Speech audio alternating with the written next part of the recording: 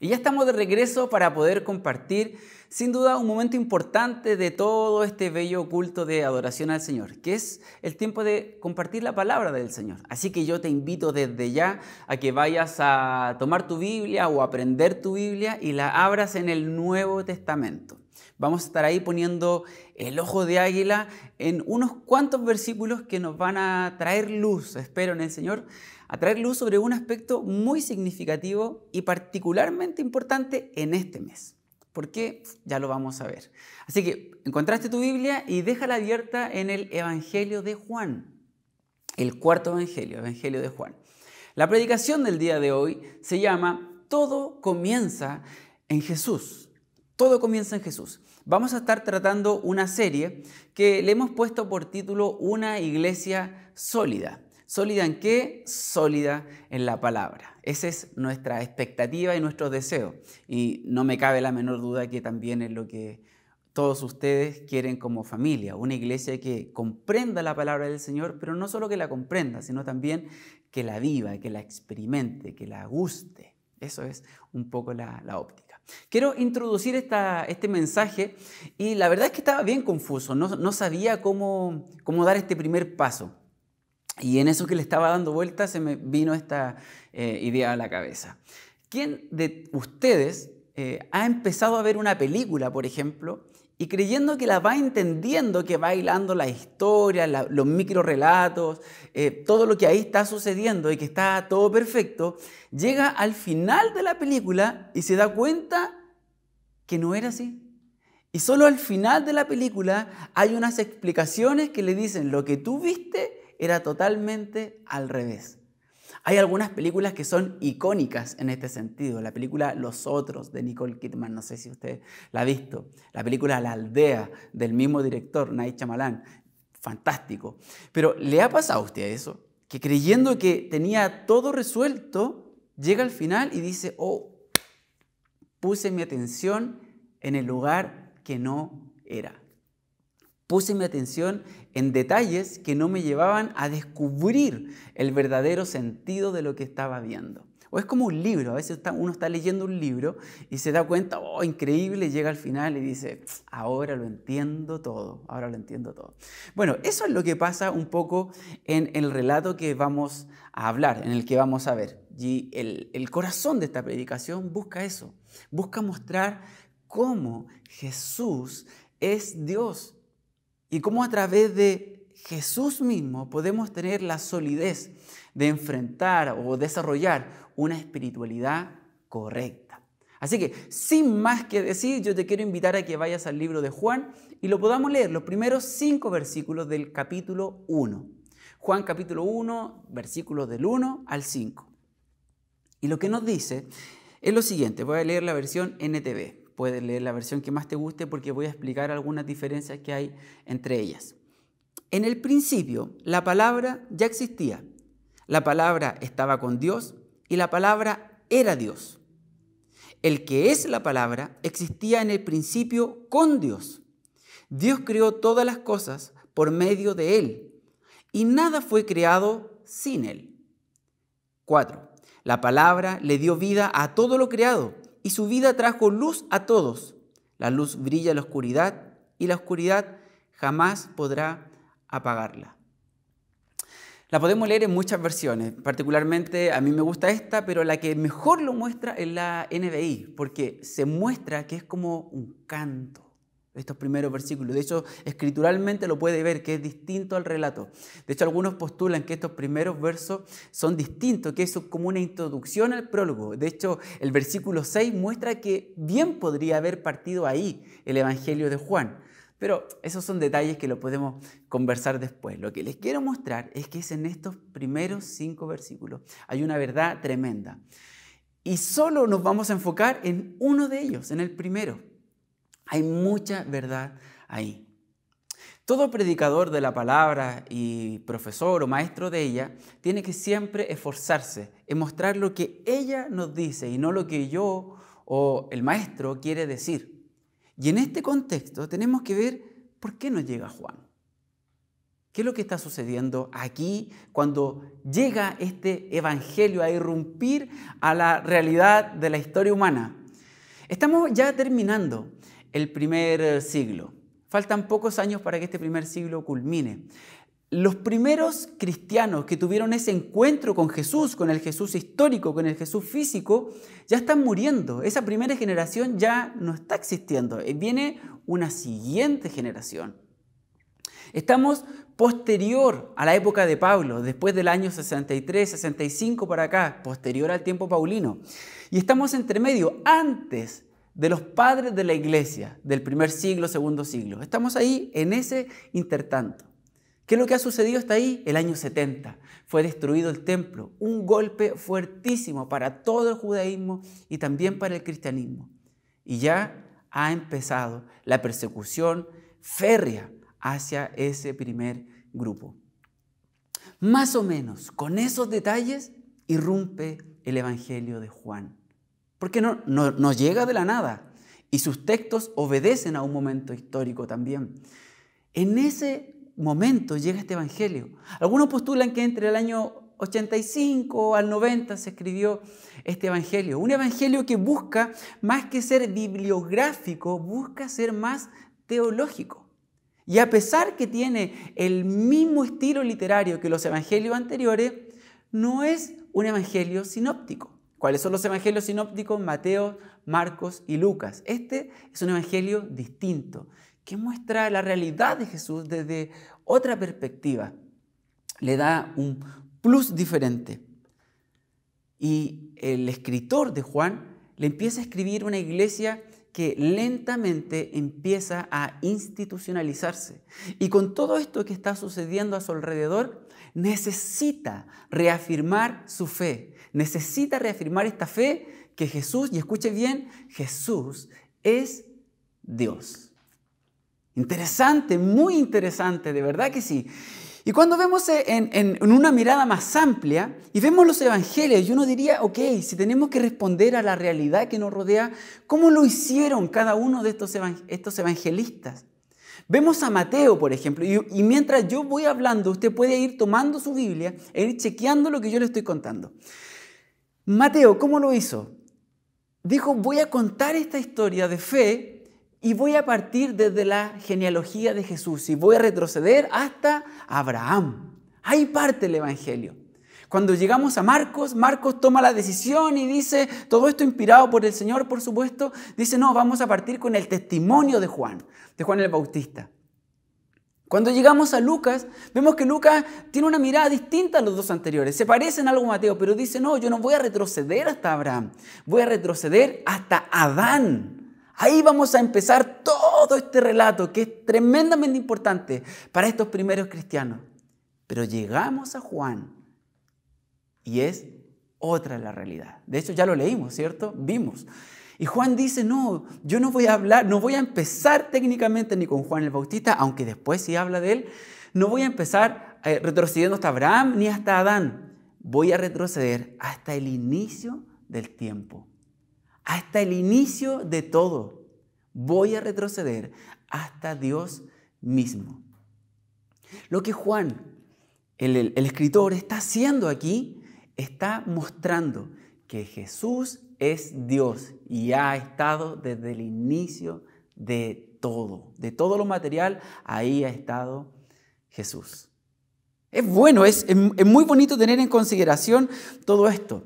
Ahora, el Jesús que muestra no es un Dios lejano, es un Dios que vino a vivir entre nosotros. Y de hecho yo le invito a que lea, pero muy lento, de verdad, muy lento. Cada uno de estos versículos tiene una verdad detrás, que por eso solo vamos a abarcar uno de ellos. Juan nos declara que este Dios se encarnó y vino a vivir entre nosotros. Juan 1:14 en este prólogo. Entonces la palabra se hizo hombre y vino a vivir entre nosotros. Estaba lleno de amor inagotable y fidelidad. Y hemos visto su gloria, la gloria del único Hijo del Padre. Cuando yo empiezo este relato, ¿a qué le rememora? En el principio. Si usted ha leído la Biblia, algo debe resonarle por ahí. en el principio. ¿No le parece que estamos leyendo Génesis también? En el principio. El comentario bíblico de Mundo Hispano hace una linda reflexión en esta línea y dice, si Génesis registra la primera creación de Dios, este primer versículo, Juan 1:1, registra el primer registro de la nueva creación en Dios. En el principio. ¿Qué es lo que sucede en el principio? Dependiendo de la versión que usted haya leído, podrá haber leído la palabra como está en la NTV o bien el verbo, ¿cierto? Jesucristo es verbo, ahí un cantante lo hizo canción. El verbo, pero recordemos que estamos leyendo una traducción. Una traducción, en el original es en griego. ¿Y en griego qué dice? El logos. Ahora esta palabra es muy potente, tiene un trasfondo muy grueso, por así decirlo. Para los griegos, esta palabrita de logos significaba pensamiento, razonamiento del hombre. En términos más filosóficos, quería hablar de el alma del universo, el origen de todas las cosas, donde todo inicia, donde todo comienza. Para los griegos, esto era el logos. No pocos teólogos postulan que esto podría haber pensado el escritor de Juan. ¿Ok? Si todo comienza en el logos, entonces eso es Dios, eso es Jesús. Interesante. Otros dicen, sí, puede haber sido de ahí la vertiente, pero creemos que Juan pensó más allá de eso. Yo también creo que pensó más allá de eso. Pero más allá de estas distintas interpretaciones, creo que entendemos el sentido. En el origen, donde todo comienza, ahí está Dios y también ahí está Jesús. Importante, muy importante tenerlo esto en consideración. Ahora, ¿por qué hablar de esto hoy día? ¿Por qué es significativo que saquemos esto a colación en septiembre particularmente? Porque en septiembre para todos nosotros es el mes de la Biblia. ¿Y por qué es el mes de la Biblia? No se lo voy a explicar, se lo voy a dejar de tarea. Probablemente ya lo sabe, pero si no lo sabe, le invito a que lo investigue. Ahí tiene una tarea para la casa. Este mes donde rescatamos la verdad del Evangelio, la importancia de las Escrituras, tenemos que saber esto, y es muy importante. No somos seguidores de un libro, seguimos a una persona. Las Escrituras dan testimonio de esta persona y las Escrituras para todos nosotros es la palabra de Dios, pero no adoramos un libro, adoramos a Dios. Y esto es importante que lo tengamos en consideración porque si no se va a transformar para nosotros una especie de Corán esto. Y no, adoramos lo que aquí sucede, a la persona que aquí está expuesta de tapa a tapa. Esto es tremendamente significativo para nosotros porque si no entendemos esto, si pasamos de largo que Jesús es Dios, vamos a estar cayendo en las mismas herejías del inicio de la iglesia. Por nombrar uno de estos herejes, Arrio. Arrio postulaba que Jesús era un ser creado, el primer ser creado de toda la creación, pero no lo veía en esta relación divina directa con Dios. Por lo tanto, tampoco creía en la Trinidad. Y usted podrá estar pensando, pero ¿para qué hablar de estos teólogos tan antiguos? Esto no es antiguo. De hecho, los postulados bases de los testigos de Jehová es exactamente esto. Ven a Jesús como un ser creado, como un Dios menor, como alguien que fue creado como el arcángel Miguel. Por lo pronto, que no tuvo una encarnación, ¿cierto? Y otros postulados que tiene esa secta. Entonces tenemos que tener esto en consideración. Porque si no vemos a Jesús como Dios, lo estaríamos viendo como un personaje más de las Escrituras. Cuando intentamos reconocer el pensamiento de estos evangelistas, de los que escribieron estos primeros 4 evangelios, tenemos que intentar leer lo que intentan explicar de Jesús. Chuck Swindoll explica en uno de sus comentarios y hace una explicación muy bonita y quiero compartirla con ustedes. Él dice que Mateo, ¿cómo ve? De que Él es el Mesías, es el Rey, por lo tanto nosotros debemos adorarle. En Marcos es el siervo que sirve a la humanidad, por lo tanto debemos seguirle. En Lucas es el único hombre entre los hombres que no ha pecado, por lo tanto nosotros debemos imitarle. Pero en Juan vemos que este Dios es carne, se ha hecho humano, por lo tanto debemos creer en Él. Debemos creer en Él. Tenemos que tomar la Escritura y mirarla, como diría Ropero, el teólogo, diría que tenemos que leer con urgencia la Escritura con ojos cristianos. Las Escrituras nos muestran a este Jesús que es Dios. Es parte de su relato. ¿Qué dice Jesús respecto a este punto? Juan 20, del 30 al 31. Jesús hizo muchas otras señales. Este es el propósito del Evangelio de Juan, está explícito. Muchas otras señales milagrosas en presencia de sus discípulos, las cuales no están registradas en este libro. No todo lo que hizo Jesús quedó en la Biblia, claramente.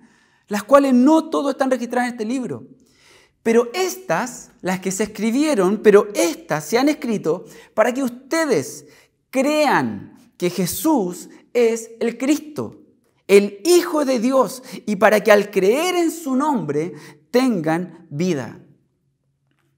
Ese es el propósito de este libro, que podamos creer que Jesús es el Señor. Colosenses 1:15 nos muestra de una manera más profunda y quizás más clara que Él es la imagen del Dios invisible, el primogénito de toda creación. Jesús es Dios. No tomamos la Escritura para disfrutarla como podríamos disfrutar El Señor de los Anillos, los cuentos de Narnia. Tomamos las Escrituras porque ahí hay vida. Tomamos las Escrituras porque ahí encontramos a Dios, las palabras de Dios que transforman el alma, cambian la vida, renuevan el corazón del ser humano. Esa es la verdad. Tomamos las Escrituras porque creemos que ahí está el Salvador que le da la oportunidad a este mundo de conectarse de la manera correcta con su Creador. Permíteme ir cuajando esto.